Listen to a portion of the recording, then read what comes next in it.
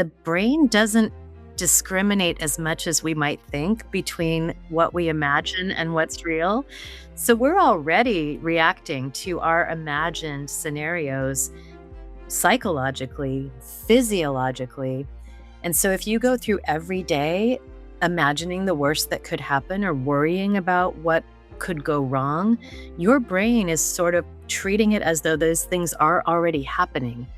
Do you think of imagination as frivolous time or mind wandering? Because it is so important. And today we're talking with the author of Imagine That, Unlocking the Science of Imagination to Transform the Way You Think and Feel.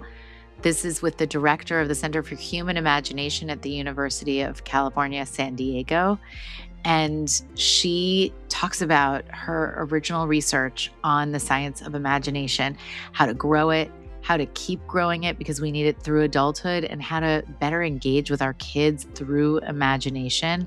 And it's quite a bit different than I think the picture that some of us have in our head of what imagination is. So I'm very excited to share with you Professor Cassandra Vieten so that we can talk about growing our imagination. I'm Dr. Aliza Pressman, developmental psychologist, New York Times bestselling author, associate clinical professor at the Icahn School of Medicine, and the host of Raising Good Humans podcast. I am so glad you're here. So, tell us about imagination.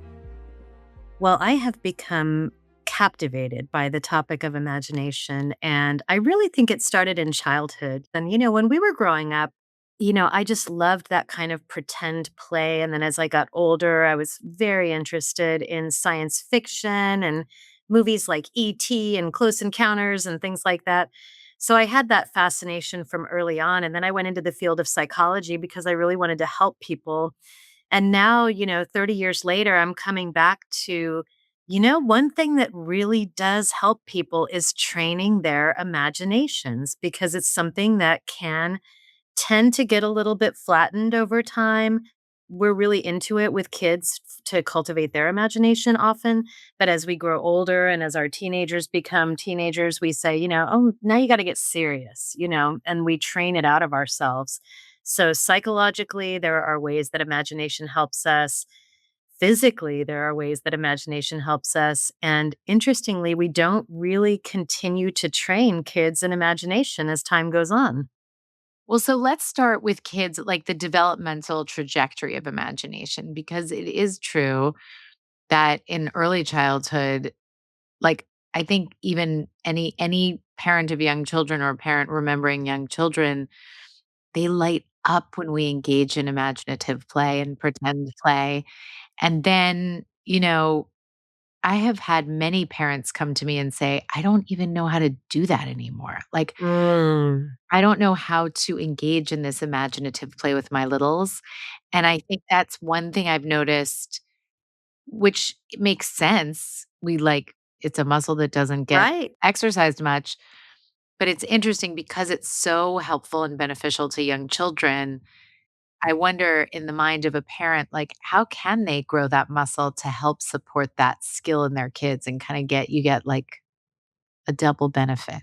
Yeah, I mean, I think imagination is actually a skill that can be trained just like any other skill. And especially when you've learned something as a child and then you go back to as an adult, there are already the pathways there. So it's not quite as hard for you to remember as you might think. And not only is imagination a skill, but it's also kind of a territory of our being. So you can imagine I want to visit the territory of imagination more often. And sometimes it helps when you visit a territory to have a map, what is imagination? What does it look like? What language does it speak? What are the different rules in the imaginative realm of our lives? And so, one very practical way to think about this is when your kid gets home from school or when you pick them up, you might say, how was your day every day? And, you might be a little frustrated because every day they say, fine. And instead, you could be like, hey, I have a question for you. If there was a superhero at your school that was in charge of like taking care of people and doing good, who do you think it would be? And if there was a villain at your school, who do you think it would be? And if there was a superpower that you wish you had, what do you wish you had? And just having those kinds of conversations will often draw your child out a lot more than how was your day. I love that. You're picking your child up anyway. You're getting in the car, let's say, or you're walking. So this isn't like, here's a to-do list of 20 things that are going to take extra time in your life and it's stressed out parents and all that. It's actually built into our interactions and can grow our connection with each other. Yeah, I mean, at the dinner table, you can sit down and say, "All right, we're gonna do one of our exercises tonight, you guys. If today was an animal, what kind of animal would it be and why?" And just enliven the dinner table conversation. And what happens is kids are sort of naturally imaginative. They have a much more porous boundary between the world of fantasy and creativity and the world of reality. And so the interesting thing is that there are many truths about our existence, about our feelings and our lives that are better expressed by creativity and fantasy than they are by linear logical thinking. So, in a way, you're almost speaking their language when you talk to them in these terms, and they can tell you a lot more about the truths of what their life is like using these imaginative prompts as opposed to, "What did you do today? How did it go?" They're sort of like, "I don't know, it was fine." But when you say something like, "If today were an animal, what would it be?" They're like, "It would be a tiger because all day long I felt like I was being chased." And, it really opens up room for conversation.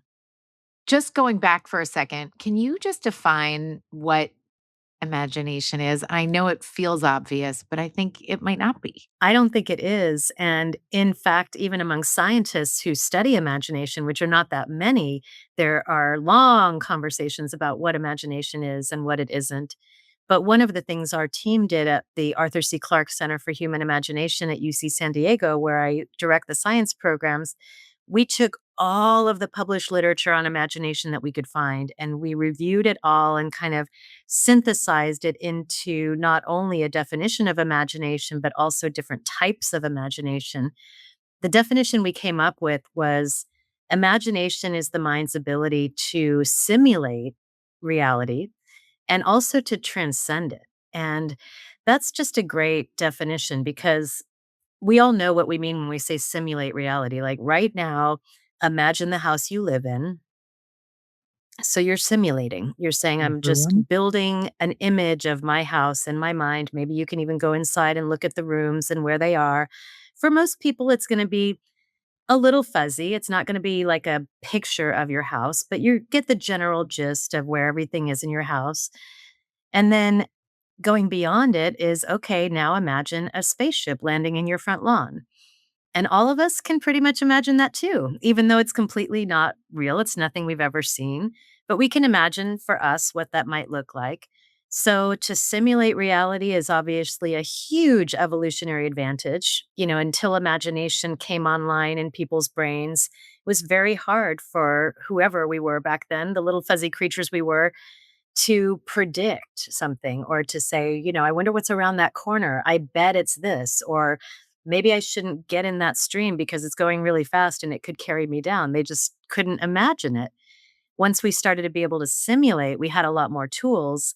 And then once began to be able to go beyond reality, that made us able to find solutions that didn't look anything like the present reality, and that is a huge advancement too, not only for humanity, but for each individual person to practice being able to simulate reality and to practice being able to go beyond it to explore possibilities is a core skill. What is the connection between imagination and anxiety? Well, so imagine that the rest of your day from here forward was just going to be super stressful, that you were going to get in a traffic jam on the way home, that you were going to get in an argument with a friend, that your kid was going to come home from school and say, I got beat up today. You can imagine so many things that even right now, if you really let yourself imagine it in a fully embodied way, you would already start to get tense and stressed and cortisol pumping through your system because the brain doesn't discriminate as much as we might think between what we imagine and Real. what's real. So we're already reacting to our imagined scenarios psychologically, physiologically. And so if you go through every day imagining the worst that could happen or worrying about what could go wrong, your brain is sort of treating it as though those things are already happening. And it makes you feel anxious. It makes you have long-standing anxiety, and it makes it kind of hard for you to be around, frankly. Like, it's hard for your family, it's hard for your kids because they can see, "Why are you kind of in urgency when nothing's actually happening right now?" It's like, "Well, I'm in urgency because all of this stuff is happening in my head." It's so interesting because, like, the skill of imagination, I mean, I'm in a very creative town, and there are a lot of people who are adults who get to use their imagination all the time because I'm in Los Angeles. And also, all of my friends who are super creative and imaginative have a side of them that can go too far into predicting a future and imagining things and telling themselves stories that can bend pretty anxious. So I'm curious, like, if you have this skill natural and you've like kept it, what is a way to harness it for good versus the parts of imagination that are kind of making you imagine the worst case scenarios? Well, as you know, one of my other long-standing research and clinical interests has been mindfulness. And so it's kind of interesting because mindfulness, in a way, is learning how to notice how much you're imagining. It's not so much to make you stop imagining, it's just to notice, I am making that up Ah, versus I am observing that through my senses, through my eyes, through my nose, through my ears, through my mouth. Like I am present with what actually is, and I'm going to rest in what actually is. That's kind of the definition of mindfulness. But part of that is noticing, look at how when I'm sitting here resting in just what is, I'm still thinking about making dinner. I'm still thinking about the thing that I said yesterday that I thought was dumb. I'm still thinking about 10 years ago, somebody who bummed me out. You know, these things are kind of always going through my mind. And so you start to notice, wow, imagination actually makes up a lot of my reality. And so in my forthcoming book, the Imagine That, how you can transform how you think, feel, and live through the science of imagination, I talk about the reality tapestry. And so if you imagine that two threads weave together to make up your perception of reality, one is what's actually happening, just unembellished. The other is what you imagine about everything that's happening. And they really do weave together to form your reality. Part of what a mindfulness or meditation retreat helps you do is disentangle those two threads, but it doesn't say get rid of the imagination thread. It actually says, how would you like your thread to be? Would you prefer to weave into your life kindness, giving people a chance, giving things the benefit of the doubt? We're in a traffic jam, but you know what? Probably everybody's kind of doing their best here. Nobody's an idiot. We're just all here trying to get home or trying to get to work. You can choose to imagine good intentions on the part of most people, or you can choose to imagine negative intentions on the part of most people. And that one single pattern of imagining will change your entire outlook, your physiology, even probably aging. You know, things like that are highly influenced by how you choose to imagine. So you can start to get some empowerment about how you choose to imagine, and that can change how you perceive reality. I think it's such an interesting and it makes so much sense to me that you would study mindfulness and study imagination. It totally aligns because it's part of thinking about paying attention and having these intentions, but like opening and expanding the possibilities of what you're thinking about. Yeah. How do we notice what our kids are growing in these skills? Like what are the points at which we can not interrupt, but kind of notice where their imaginations are starting to unfold and keep expanding it versus stopping it? Yeah, exactly. Well, another easy one would be to say, okay, everybody's doing homework, everybody's watching TV, they're on social media, and you just spend a half hour every afternoon slash evening, maybe it's right after dinner or right before, and say, okay, everything goes away, all screens, and we're going to do imaginary time. You know, okay, we live in a castle. Who do you want to be in the castle? I'm going to be the knight. I'm going to be the queen. I'm going to be the king. I'm going to be the warrior. Okay, what happens next? It's almost like your own little D&D game at home that you don't even have to learn how to play D&D. But I guarantee Is you. D&D still a thing? Yeah, I don't oh even my know. gosh, it's a total revival of D&D. I tell you, women my age are like, "I'm going to my women's D&D group tonight." Oh my And I'll tell you, god. there's actually some incredible science showing that even for adults, that kind of interactive role-playing game can help people learn to navigate social situations. It can help people who feel lonely, who feel insecure, who feel lack of confidence. If you're someone who's kind of introverted and feel awkward, but then all of a sudden you are the warrior or you are the dragon or whatever it is, it allows you to role play with those things. And what people find is they start to integrate those qualities into their life. In fact, there's something called geek therapy that has been used often with kids, with teenagers and younger kids who you couldn't really get them to talk at all. These geek therapists, and they're certified to be geek therapists, will talk to them like, "Hey, do you like Harry Potter? Do you like anime?" And they'll be like, "No, I'm totally into Lord of the Rings." And you'll say, "Great. Okay, so who's if you're Frodo, who's your Sam? Who's your the guy who's the friend that always sticks with you?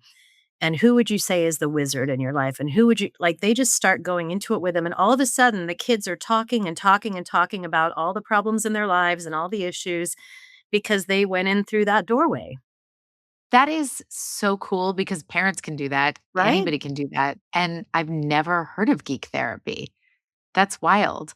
Okay, so that's another way in is not only not interrupting their imagination, but joining them. Yeah. And one of the ways that we talk about connecting with teenagers in particular, but generally if you're struggling is to meet them where they are and have them come to you with what gets them excited, what lights them up. And one of the complaints that parents have is sometimes, my kid is obsessed with Harry Potter, but I'm not interested in Harry Potter. Yeah. And I think it's such a missed opportunity because of exactly what you're saying. It's not geek therapy, but it is like a way in through this imaginative, beautiful content.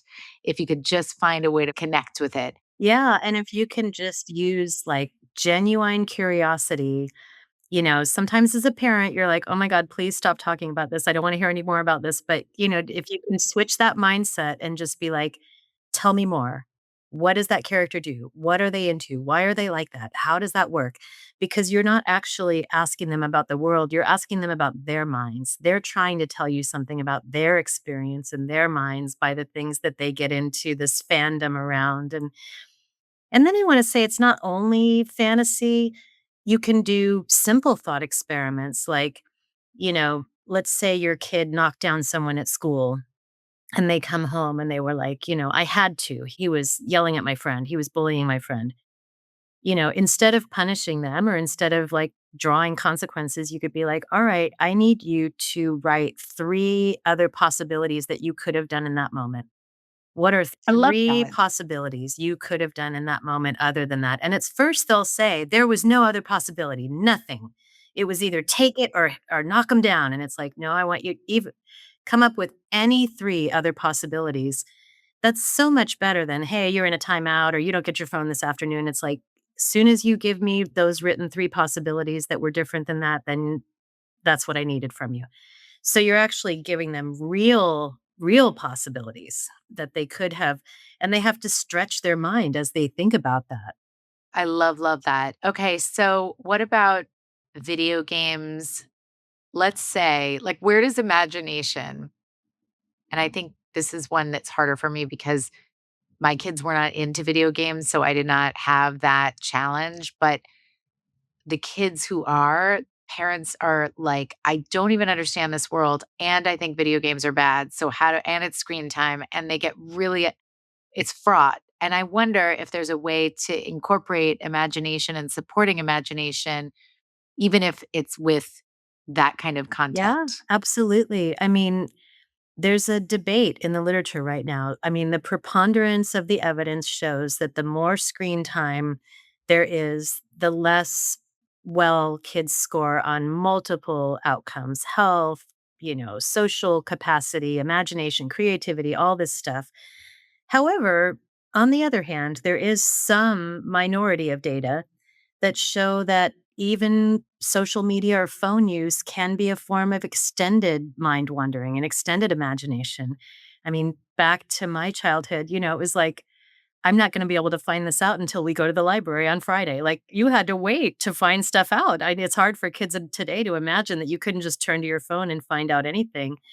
So, unless you're gonna ban these things in your home, and you're gonna accept them as, a choice that you allow your kids to make within limits, then you can look at, are they using it more like somebody sitting at a slot machine where it's just like dopamine hit, dopamine hit, dopamine hit, and they're paying and the house always wins. That's not a great use of social media or video games. So what you can do instead is try to move it out of the slot machine mode and move it into, "Hey, can you use your phone right now? Would you mind going to find me 3 things online that are different ways to build a paper airplane?" And, after a while, your kid might catch on, but, at least you can start to be like, "Let's find online how to build a paper airplane, and then let's build it together." Right. That's the great use of social media is like, please go find a poem online that describes how you feel right now. And I'm going to do the same thing. And then let's share it with each other. Those are great uses of social media. Of course, your kid's going to be rolling their eyes, but I'll tell you, they might remember it a month later, a year later, or even as an adult. Like, my mom used to make me find poems online and I hated it so much, but now I'm so glad that she did that. Yeah. Anytime you can make it an interactive experience is going to bolster the opportunities that you have to connect.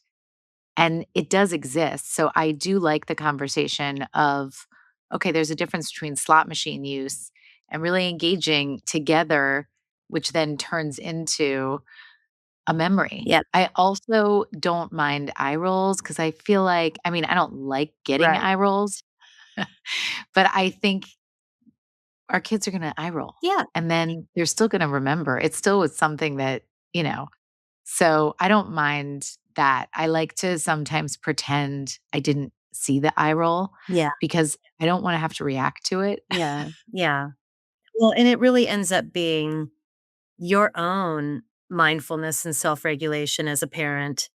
Yeah. Just being able to say, like, "I don't know everything, but I'm pretty sure that what I'm asking you to do is better than just scrolling," you know, and then also giving them a time limit. Like, we check out as adults, they get to check out. It's like, check out for 30 minutes, but then I want you to bring your phone and let's go both look up a poem and share it with each other. Let's talk about the diversity of imagination because you have so many, you know, ways that we can look at this, and sometimes our imagination is not there yet to know all of these diversity of opportunities. Yeah, well, first of all, it looks like there really is a neurodiversity of imagination, not necessarily meaning the neurodiversity that we talk about on the autism spectrum, although it could be, but more about brain diversity and the way people imagine. So some people are very vivid, visual, embellished imaginers. I mean, you may have a kid who's just like, I was in a castle and there was hay and there was a horse and he was eating it and then he turned and started talking, like, very, very detailed worlds. Where you might have another kid where you're like, "Hey, let's imagine we're in a castle," and they're like, "Ah, can't see anything." And that's not bad for the second kid. It probably means they have a different form of imagination. So there are people who are called aphantasic, and that means they don't have pictures in their head. And some of our greatest geniuses are aphantasic. They can't picture things. So when I go back to saying, picture the house you live in, there's one professor at UCSD named Craig Venter who discovered how he actually just passed away, so honor him, but he figured out how to sequence the human genome, and he said he's not able to picture things in his head. He was not able to do that. He knew that his house existed, he just didn't see any visual images of it. But he says because of that inability to visualize, he had to find other ways to imagine, and because he had to strengthen diagramming, logic, these other kinds of imagination, he was able to figure out how to sequence the genome. And so some of your kids might be more storytellers. There's not a lot of images, but they can tell a story like nobody's business. Some of them might be more embodied imaginers. Like every single time they tell you something, they're like, I thought about punching that guy. Like they're always moving their bodies. And so if you can notice what type of imaginer they are, you can play to their strengths. And you can also kind of play to, hey, I noticed that you acted that out with your body. Let's act out something else with your body. Or, tell me a story about what you just acted out. Where did it start? What happened next? What happened at the end? And kind of play with the different styles of imagination. Is there any research on imagination and the more highly sensitive temperaments? I don't think so. I would love to see it. I mean, it may be out there, but I haven't seen it yet. And honestly, there's a ton of research on creativity. There's not that much on imagination. And the difference really is imagination is kind of going into the field of possibility, like everything that is possible and everything that's impossible. And the more time you can spend in that field of possibility, that's when you might bring back an idea and say, wait a minute, this idea, this could actually help people, or this could become something real. And as soon as you start to make it into something real, that's where creativity comes in. So creativity gets a lot of attention, but Oh. imagination is kind of like, oh, what are you doing? Just sitting around mind wandering, get to work, do something. Well, that mind wandering is very, very important part of imagination. And in fact, the rush to creativity can sometimes inhibit imagination. So is imagination required for creativity or are they separate? A question that comes up all the time now for me is AI. Is it creative? And, if you've used it and you've made one of those crazy memes about yourself, or you've asked it to make a poem about your life or something, you're like, whoa, that's amazing. It's so creative. But really, what AI is doing Mhm. is, very much synthesizing information that's already exists and just putting it into new, sometimes amazing synthesis. But I tend to think that the human advantage is going to be that we can go beyond synthesizing what's already there. So creating without imagination would be copying something else, making something, but just adding one little tiny thing to it, right? So you imagine all of the knockoffs of iPhones, that's creativity. Steve Jobs had imagination. He was like, we're No. going to make something that nobody has ever seen before. And everyone around him was like, that's impossible. And he's like, yeah, that's why we're going to do it. So, that's an extreme example. But giving your kids and yourself time to mind wander, to think of things that are beyond the possible, and then to bring back a little nugget and say, oh, this might actually help in us figuring out how to get the chores done at home, or there's there are practical applications of imaginative concepts because most of them have like a little tiny negative truth in them. It is so interesting as we're talking about this. I'm thinking about I think of my younger daughter as being more creative and imaginative because she is attuned and she's an artist and she fits the I don't know, whatever my image was of it before. But as you're talking about it, I'm thinking my older daughter, who was like such talk about geek therapy, she was like, to this day, she'll read Harry Potter to just soothe Right, herself. right, yeah. She's a physics geek and she thinks about, like her favorite movies would be Interstellar. Right. And I'm realizing like she's so imaginative and it has led to incredible problem solving Yes, skills. yes. I have kind of confused creativity and imagination a little bit, Yeah. and also the point about the divergence, like, or the diversity of imagination because they both are imaginative, creative people, but it is a totally different flavor. Right, exactly, different flavors, and I don't know how you are, maybe you are very socially imaginative that you can imagine what's going on with another person or what they might be feeling or thinking, so there's this empathic form of imagination where people are really good at imagining what somebody else might be going through or imagining what someone else might be thinking. That's a Mhm. totally valid form of imagination. They might not be able to draw a face to Blood draw thing. yeah, right? But that's Yeah. an incredible skill is to be like, I can pretty much imagine what other people are going through. Well, I was also thinking about the development of theory of mind. Exactly. I'm saying this not for you, but for the benefit of everybody else, but understanding the mental state of other people. And we start to see that, emerge around age 4. But how interesting if you notice in your kids and you grow that skill in your kids that it's stretching imagination skills. Yeah. Yeah.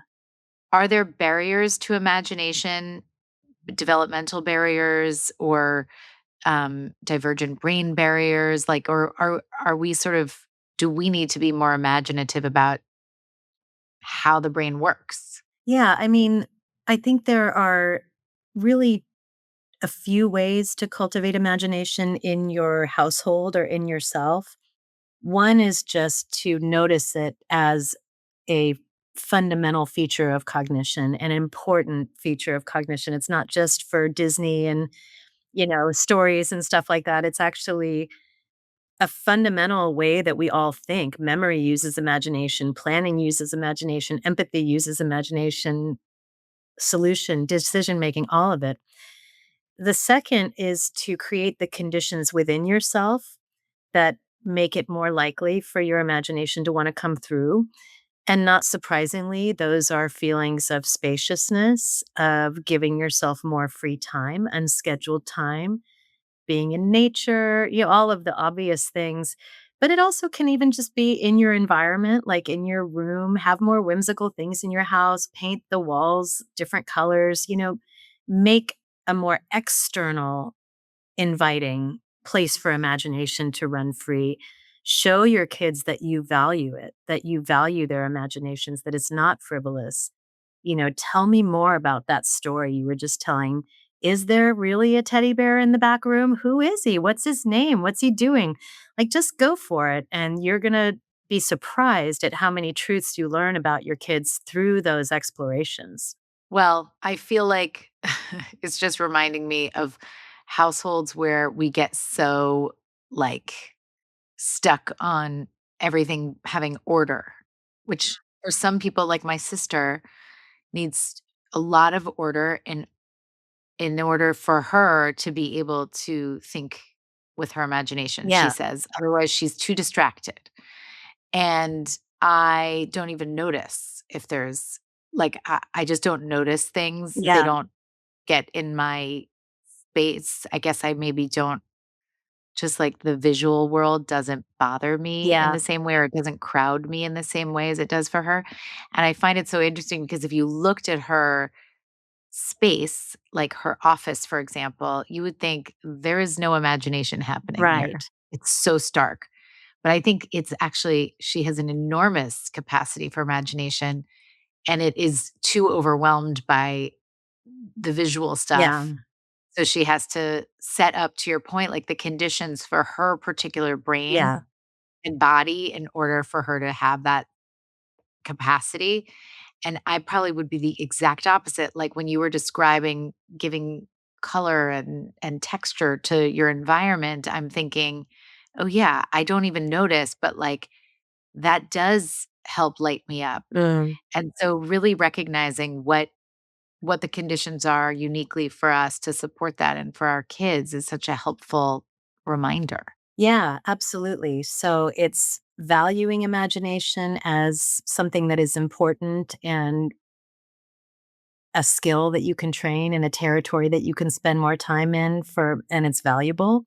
Number 2, creating the internal conditions for imagination, quiet, even mindfulness practice, even though it's kind of like disentangling imagination, it's that spaciousness inside allows for more ideas to come through. Most people will say they have their best ideas like in the shower or on a walk or when they're really not trying to attack the issue. And then creating the external conditions that, as you say, for you are conducive to imagination. I love that. Thank you so much. Thank you so much. I'm so excited to be here. Thank you for joining me for this conversation. Please stick around and subscribe to this channel for more episodes and practical content that you can learn from and use in your parenting in real time. Watch the next video here or sign up for my Substack newsletter at dralizapressman.substack.com and consider becoming a paid subscriber for access to me live each month in our subscriber Q&A.